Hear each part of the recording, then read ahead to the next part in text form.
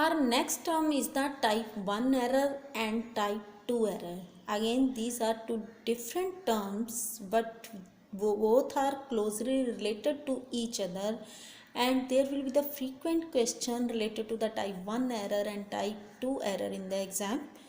So, we will study the type 1 error first. The error of rejecting the null hypothesis when it is actually true. So when we are committing the error to reject the null hypothesis, but when it is actually true. So when we are doing this kind of error, then we will say this is the type 1 error. Means we want to accept the alternative hypothesis. So we are using the ways to reject the null hypothesis, but actually it is true. So we are committing the error. So that error is known as the type 1 error. And opposite to that, type 2 error, that is the error of accepting a null hypothesis when it is actually false. Okay.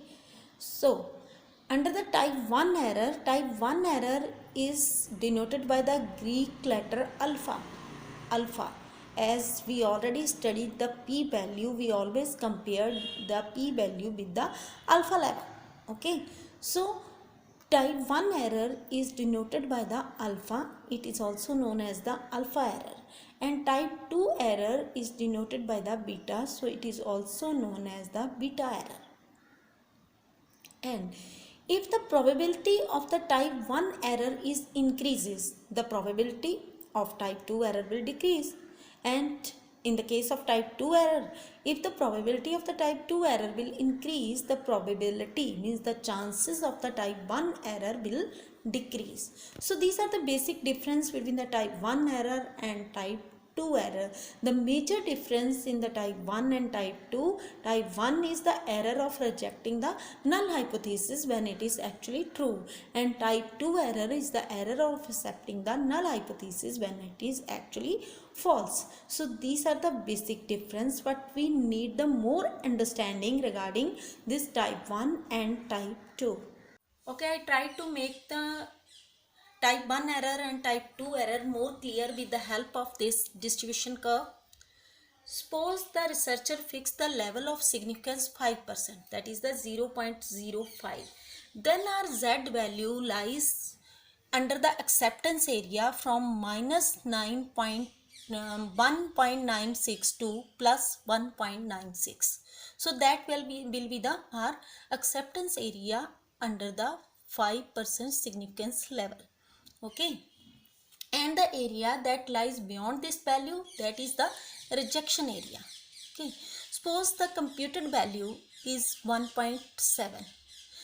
If the computed value is 1.7, so naturally it will comes under the acceptance area. So the researcher need to accept the null hypothesis, but the researcher actually want to reject the null hypothesis.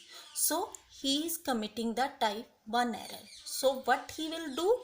He will change the level of significance from 5% to 10%. So by changing the level of significance from 5% to 10%, the acceptance area will decrease and the rejection area will increase. So our computed value, that is 1.7, it does not comes under the acceptance area, it will goes under the rejection area, because at 10% level of significance, the acceptance area will decrease, it will comes under the minus 1.62 plus 1.6. Okay. So in this way, by increasing the rejection area and decreasing the acceptance area, by changing the level of significance, he is able to reject the null hypothesis and he can accept the alternative hypothesis. So in this way, null hypothesis that was accepted at the 5%, it is rejected by the researcher at 10%, and it is intentionally rejected by the researcher because he wants to prove the alternative hypothesis instead of the null hypothesis. So this is known as the type 1 error, or we can say it is the alpha error. Okay, I think you can understand it. Okay, now we will talk regarding the type 2 error, that is the beta error. So what is the type 2 error? That error when the null hypothesis is accepted where it should actually have been rejected. So here the researcher want to accept the null hypothesis, but actually it should be rejected. So in this case what happens?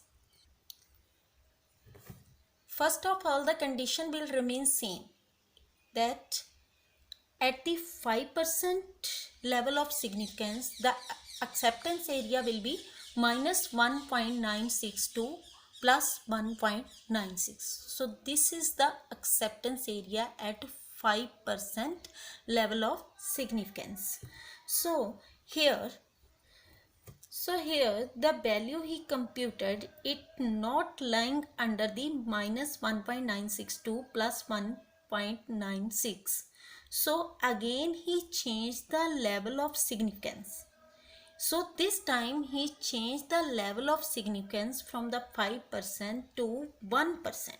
So by changing the level of significance, the acceptance area will increase. Okay, the acceptance area will increase, and the value that is computed by the researcher, it comes under the acceptance area. It goes out from the rejection area. When it was under the 5% level, it was coming in the rejection area, but now by changing the level of significance, now the value computed by the researcher, it is coming under the acceptance area. So in this way he is committing the type 2 error. So at 5% that the null hypothesis is rejected, but at 1% it is accepted. So hypothesis first rejected, but he accepted it. That is known as the type 2 error. Okay, I hope you will understand it now and it is clear to you. So this is the end of the today's class. We will meet soon for the next class. Thank you.